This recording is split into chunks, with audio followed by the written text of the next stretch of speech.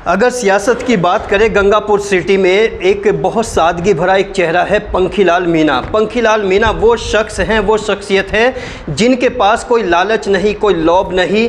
और ये हमने तलाश किया है, उनके घर पे जाके उनकी सादगी को देखा है, लोगों से पड़ताल की है। और 1993 से अब तक वो लगातार सियासत में है, लगातार राजनीति में है और राजनीति से ज़्यादा वो समाज सेवा में है। और हालांकि उनको इस यहाँ की जनता ने, यहाँ की पब्लिक ने बहुत चांस दिया है, मौका दिया है, जिसके वो शुक्रगुजार हैं। लेकिन एक बार फिर उनको जो विशेष ऑफर मिला है वो AIMIM के बैरिस्टर असदुद्दीन ओवैसी की तरफ से हुआ है। हालांकि सभी जानते हैं कि जब भी दलित का, मुस्लिम का और शोषित वर्गों के ऊपर जब भी कोई जुल्म होता है, जब भी कोई समस्या आती है, तो सबसे पहले असदुद्दीन ओवैसी खड़े होते हैं। उसी तरह की एक नेचर है पंखीलाल मीणा की, जो यहाँ पर सामाजिक दायरे में सबसे आगे हैं। सर, क्या कहना चाहेंगे, अपने आप को किस तरह से पेश करना चाहेंगे? मैं हमेशा यहाँ गंगापुर की जनता के लिए मैंने सेवा की है। और आज मैं कोई करोड़पति अरबपति परिवार का नहीं हूँ, मैं मध्यम वर्गीय किसान परिवार का बेटा हूँ। मेरी स्थिति जैसी पहले थी, आज भी मेरी वही स्थिति है। कभी मैंने यहाँ राजनीति को अपना पैसे का धंधा नहीं बनाया।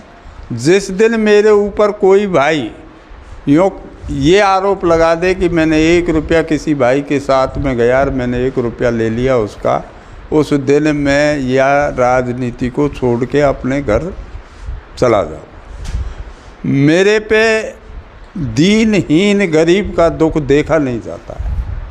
मैं इतना दुखी हो जाता हूँ जब मेरे सामने कोई दुखी आदमी होता है, तो मैं जैसे कोई पैसे का दुखी आदमी आता है तो मैं इतना पैसे वाला नहीं, मेरा मन ऐसा करता है कि इसकी सारी समस्या को मैं ख़त्म करूँ, इसको चाहे पैसा भी दूँ।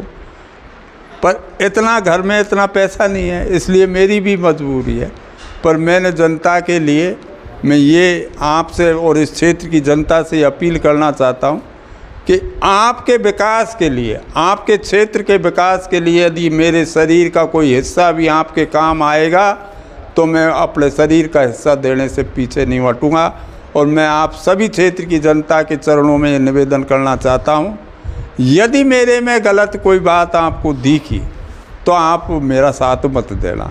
यदि मैंने आपको ईमानदारी से आपकी सेवा की है तो आपके चरणों में ये निवेदन करना चाहता हूँ कि आपसे हाथ जोड़कर मेरा निवेदन है कि आपके चरणों की धूल मेरे सिर पे लगा देना, जिससे मेरा उद्धार हो जाए। मैं यही अपील इस क्षेत्र की जनता से करना चाहता हूँ। अच्छा, असदुद्दीन ओवैसी का क्या कोई दौरा, कोई विजिट भी होने वाला है कुछ टाइम के बाद?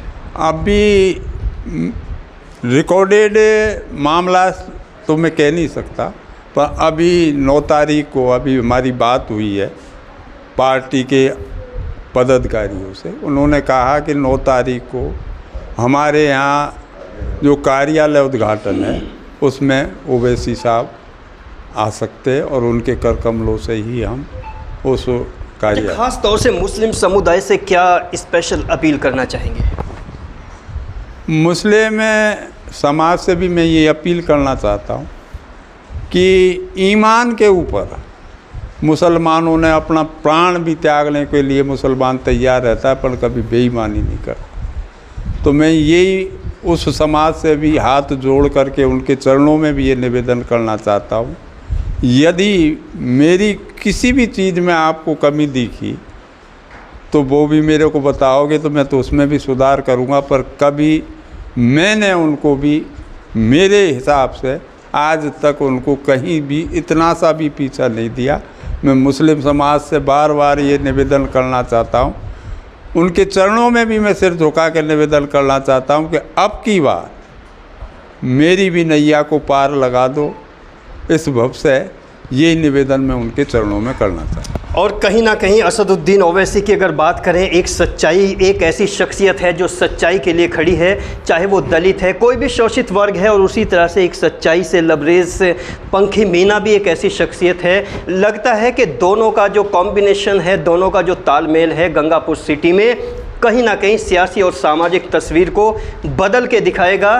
बाकी यहाँ की जनता, यहाँ का वोटर इस पे क्या फ़ैसला करता है, डिपेंड तो उन पे ही करेगा। लेकिन एक बार ये पंखीलाल मीणा जी की इस अपील को सुनने के बाद असदुद्दीन ओवैसी के इतिहास को ज़रूर देखना, पार्लियामेंट में देखना, और हिंदुस्तान के किसी भी सिचुएशन पे उनको खड़े हुए आपने पाया होगा।